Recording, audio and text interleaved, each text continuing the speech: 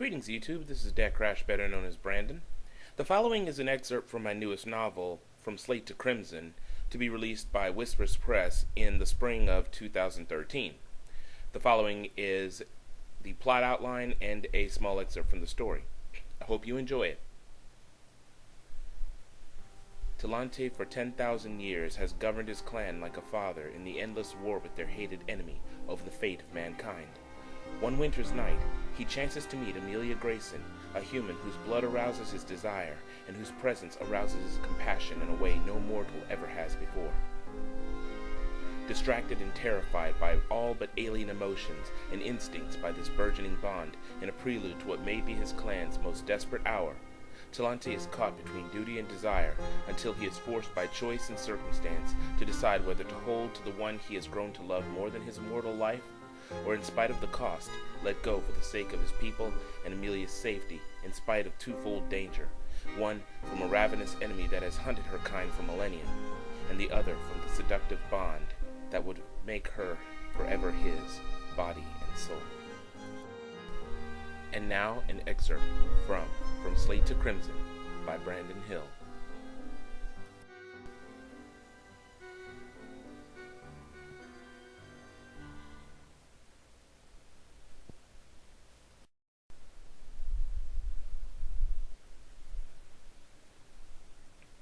The woman was silent for a long time. I felt her consider my words, the intense curiosity and courage that had overpowered her fear now wrestling with her baser instincts. "I want to know more," she said at last. "This is something new, even if it is kind of creepy, but I find it compelling, and don't ask me why. What you did showed me that you're most likely a good person on the inside, and I think that's what made me overcome my fear. And though I'm still a little weirded out by all this, I'm already in it, aren't I? I'm actually intrigued. After all, how much worse can it get?" "You'll be surprised," I said. "You know, I never did get your name." "It's Amelia," she said, and the beginnings of a smile at last appeared on her face. "Amelia Grayson." I wiped the remaining tears from my face, and then folded the handkerchief and tucked it into my pocket. "I'm Talante." "No last name?" Amelia asked, a puzzled look having crossed her face before she spoke. "No," I shook my head. "That's strange," Amelia remarked with a tiny guffaw. "Not as strange as you'd think," I said, and grinned at her amusement. "You'd have to know my history to understand." "Well, I don't really have anywhere I need to be right now," Amelia said. "And I think the adrenaline's wearing off from that scare. My body's starting to feel like a brick. Is that what you guys do to humans when you drink from us?" "Only the first time," I assured her. "Let me bring you back to the bed." I felt her nervousness at having me so close as I took her in my arms, but it quickly subsided. I placed her gently back into the bed and rested her against the headboard, and she thanked me. "Tell me, how did you find us anyway? Few to no people know about this place, and it's well off the beaten path. The neighborhood is practically deserted." Amelia frowned as her thoughts formed pictures and memories, but none very clear. I recognized a booth, wreathed in subdued lights, but with vague memories of music in the background.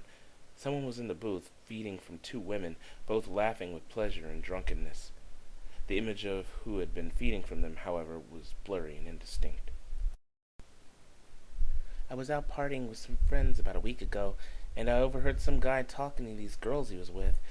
It looked to me like he had been kissing them on the neck a lot." She looked at me and smiled wanly. "I guess it was a bit more than that, wasn't it?" "Maybe," I said, returning the smile. "He left an address on the table, and I recognized it. I knew this neighborhood was mostly abandoned, so I got worried. I thought he was planning something for those girls, so I went to investigate. I know it was silly, and that most people would have just called the cops, but I guess I'm kind of impulsive. I didn't see anything out of the ordinary, and I showed up night after night. Tonight was going to be the last night I came by." "You're trembling," I said. I noticed that her body was shaking, even though she had just recently been fed from. I had been about to ask her why, but then I felt it. Her thoughts had changed from the memory of what she had seen to thoughts of me. I heard her blood run hot in her veins. She wanted me, and despite my recent feeding, I wanted her even more. I don't understand, she said. Why am I shaking? I closed my eyes, fighting back my desire. I would not lose control at such a delicate moment. You feel drawn to me, I said. I kept my voice calm and composed. Indeed, Amelia was to be my consummate host, for only consummate hosts could feel that mutual pull to our kind after the first drink. Her body understood it well, but not her mind, not yet. I sensed a roiling confusion, but beneath it was the desire, the need that she was denying herself. Drawn? Amelia's eyes went wide. What do you mean? I don't... I moved forward upon the bed, my fangs extended despite my best efforts. Wait. She placed her hand weakly upon my chest, causing me to pause in my approach. Her face was flushed, and she swallowed as she trembled even more. I thought you said that you wouldn't do it to me unless I asked. I stared, surprised, and then ashamed of my readiness to give once again into my instincts. She indeed wanted it, and she was not playing coy. She wanted me just as I wanted her, but wanted to confirm that I had not lied to her. I attacked you the first time, I said, but I would never take your blood without your permission. I meant that. It's just that you're very hard to resist. I am? If you only knew. Your voice sounds funny, she said, and shook with a suppressed giggle. I felt oddly self-conscious at this, and my hand went to my mouth. I'm sorry, I said. My fangs make me lisp when they're extended. It's not something I can help. Amelia's expression softened into a sweet and understanding smile. Why do I find it so hard not to hate you, even after what you did? I wish I knew, I said, but I'm thankful for it. With all her strength, Amelia pushed herself into an upright position and slumped into my chest. Her arms pulled herself upon me. She pressed herself to my chest, her breasts warm and soft against mine. I felt her tremble as she turned her head to the side, exposing her neck, and her scent utterly broke me. You, I heard her swallow, you have my permission. I could no longer bear it. Her fingernails pressed into my shoulder as I bit. Amelia gasped and then became putty in my arms as I fell into the bliss of the drink with her. She moaned and sighed as the blood erupted from the wounds that grand euphoria took us both. The rivulets of blood poured down my throat, and I shuddered in rhythm with each swallow. Her arm slid around my neck ever so gently, and her scent drove me to nearly give in to my desire. Oh, how beautiful were the sounds she made. Oh, how exquisite was her taste. I was nearly driven to ignore how much I had taken before. Had I been less strong, I would have taken her down in death.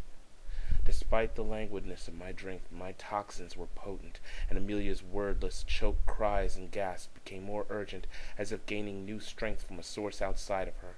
She proceeded to pull me tight against her, hips moving against me, vehement and rhythmic, breaths forceful, attempts to form words melting into husky, dissonant, pleading vocalizations as she lost herself in my passive feeding.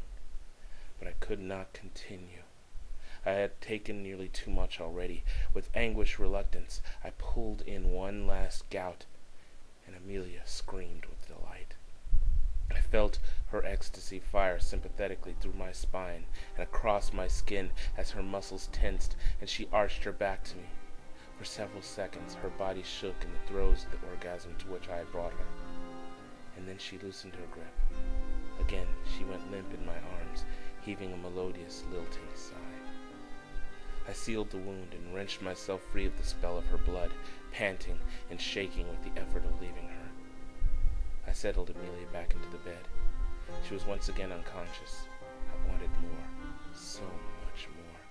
But I would not take it now, though the changes had already begun and would soon make her more able to support multiple feedings. She would, at this moment, need food, and badly.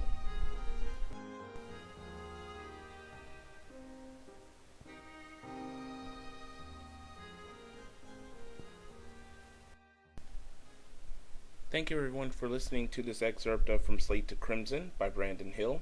That's me. It will be available through Whispers Press in March of 2013. Just a little caveat: it is rated a very strong R for sexual sensual content. But I would love to hear of your opinions of the story and whether or not you would like to purchase it. Also, you feel free to share this with anyone you see fit if you think that it's good enough. Just as always, keep your comments civil down below. And as always, this is DecKrash, better known as Brandon. Stay lucky and stay blessed.